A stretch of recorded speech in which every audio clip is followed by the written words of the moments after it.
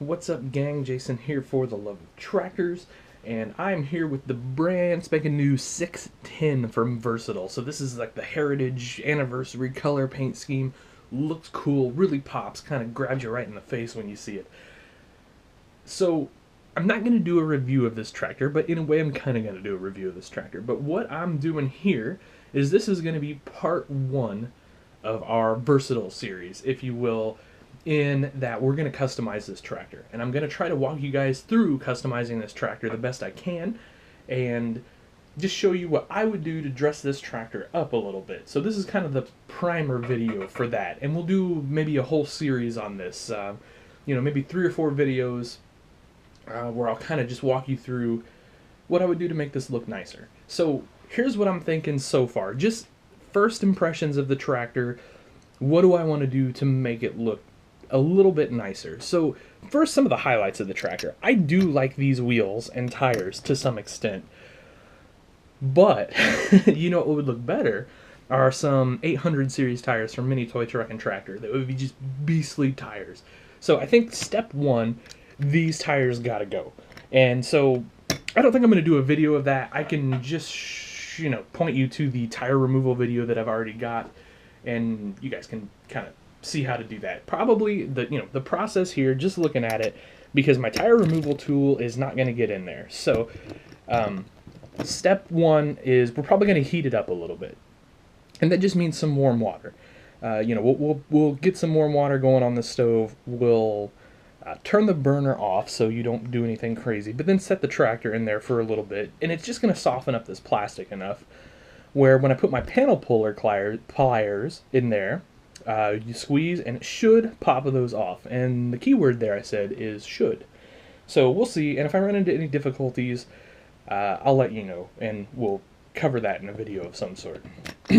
So number 2 I see is obviously we don't have any rails here. So grab rails, handrails, or anything like that. So we're going to have to add those. Now this is die cast. I mean, this tractor is heavy duty. This is a really nice tractor. Ertl knocked this thing out of the park. Because we're paying that $10 to $15 range for your typical Ertl 4-wheel drive, and they did a really nice job with it. Heavy die cast, and it's got enough detail for that price range. So we're going to have to drill holes into this. So that means a really small drill bit and probably our Dremel. Our little hand pin vise is not going to get through this. It will, but it is going to take forever. So that's where the Dremel comes in.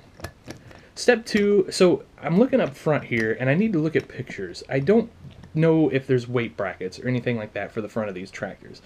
But if there isn't, I would maybe add a toolbox or something up here. Just something to kind of dress that front end a little bit and give it something, something visual to look at. Coming around to this side, I don't know the rail situation on this side. I'll have to go back and look through pictures. I don't have any personal pictures of these new Versatiles yet, so I'll have to find some and see what happens over here. So another thing I noticed is this does have our rear work lights, our kind of implement lights, if you will, and it has these here.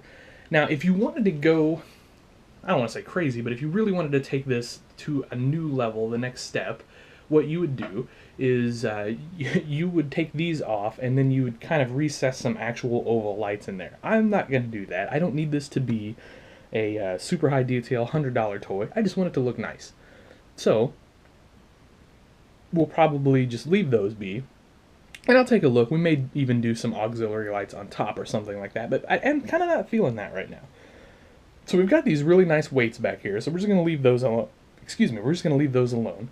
But I don't see any hydraulic hookups back here. So that's something that I'm going to need to research and see what those hydraulic hookups look like. And when I do, I'm going to guess I'm going to have to scratch build some bracketry and stuff like that. So, that's going to be styrene or brass, and you just kind of go to town and try to make it look the best you can. But we need something back here. We got to hook up those implements somehow, right? And then that brings us to this hitch. So I always like to do a, let me find it. I don't know. Well, I was going to say a realistic hitch, and then I was going to show you an example, but I don't have an example of one. I don't have one here handy right this second, so... oh, that was a fail. Anyway, so... I don't like these giant, big tab hitches, but here's the trick I'm going to have. Can I match this color from Ertl if I put a new hitch on it without completely repainting the tractor? And what I may do, if I can't match this red exact, is I may lop this off and I may paint it, the new hitch black. It's, you know, so maybe the real hitch is red, maybe our new one's black. The black will look good because we already have black on the tractor. So that's something to think about too. Now, something else that is severely lacking on these are flashers. So on a four-wheel drive tractor in America, you have to have flashers that come out to your widest tire, or pretty darn close to it, to be, you know, able to drive it on the road. So we're going to have to come up with flashers of some kind for these tractors. And again, I'm just going to have to look and research to see the style of flasher that these tractors get. I don't know for sure if it's the across the rear fenders kind or if they're the kind that mount up here on the front tires. And so depending on if it's the front kind or the back kind, that's going to dictate the kind of flashers we do.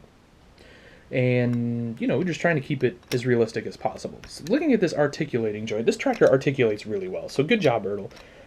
You know, I've bashed them in the past. I don't want to say bash, that seems harsh, but I've knocked them in the past for not having their tractors articulate particularly well. This one articulates really well, so good job. Really happy to see that. So that makes me wonder what kind of detail we could put in here. And preferably without taking this whole tractor apart. Just looking at it, these wheels will come off. We've got a screw here. That, I'm going to guess, is going to take this hood section off. Oops, sorry, I'm out of the camera focus.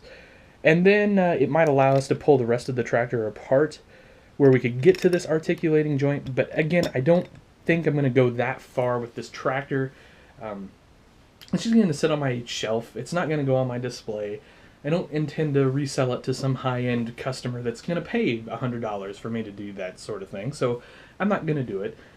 So, you know, there you go. But we still might be able to examine putting in our drive shaft in there, any sort of hydraulic lines or couplings or whatever that would go in between here. That's something we can think about.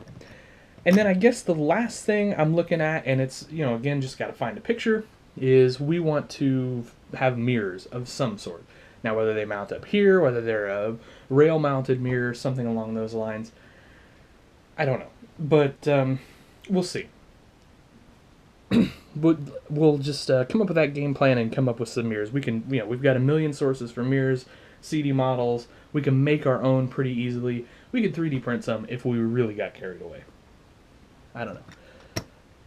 One last thing. I know I said the mirrors were the last thing. I just noticed, so these are plastic, obviously. You can kind of see, if you're looking at, oops, sorry. You can kind of see they're, you know, plastic looking, if you will. So I would definitely repaint those black. So we'll just hit those with a gloss black, the exhaust and the intake. It's just going to give them a nice metallic look. Not metallic look necessarily, but a nice metal look. It's just going to dress up the whole tractor so that we don't have that cheap plastic looking. Especially considering how nice the rest of this, like I said, this is just a ton of die cast in here. So, alright guys, that's my game plan for this tractor. Like I said, we'll kind of do a series on this. I don't know, I may do like a video a week or something like that. I don't want to just flood you guys with like 4 or 5 versatile videos in a row, because, you know, there's guys that are not going to want to follow along on this build. There's guys that aren't interested in customizing. There's guys that don't like versatile, whatever.